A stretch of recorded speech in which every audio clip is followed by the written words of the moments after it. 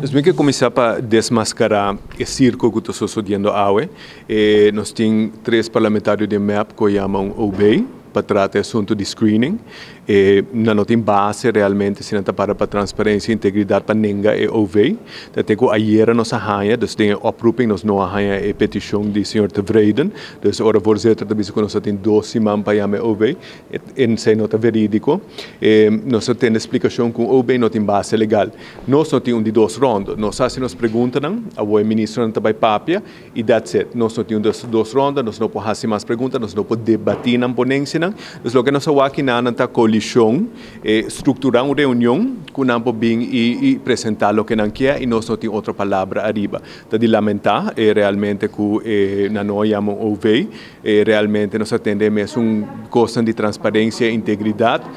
Tema que está repetitivo é a lei de screening. Se a lei de screening passa, se a lei de screening... Bem está claro. Se você está formando governo de dia não tem posição para bisa nenhum gente não. A única maneira que a lei de screening está valioso no futuro é se é formador. Não está nem primeiro-ministro, nem nenhum ministro. É formador, mas é uma pessoa independente e não pode formar parte do gabinete, senão mais leu não está queda. Se é cambio que me lo propone, e então, ponto de mim, se a coalição lo sostenesse. Para o qual estava contestando que de parte do Sr. Chong. Emotivo, seguro, mas é um circo. Agora que ela põe o documento no contexto, me também lê tudo cuidadosamente, me também tem evonas de caso de que sucede na Corsou. Então, para mim, me dá uma opinião assim, me também lê o documento, o aqui que ela põe ter ensagen, pero este ponto é valioso para nos debater. Ela nos subanda de batalha com honestidade e candor de seu ponto de vista. Me também representa o documento.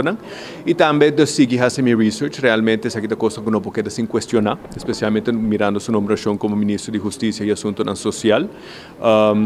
Então, me pergunto com a meeting, no caso que não tem mama só. Que abinco a alegação aqui das meeting que averiguar se toda outra pessoa que também a corroborar com algo estranho está sucedendo, se não também tem uma intenção de difamar o senhor Rocochon e me não o que sei. Desse também comentário a respeito a isso.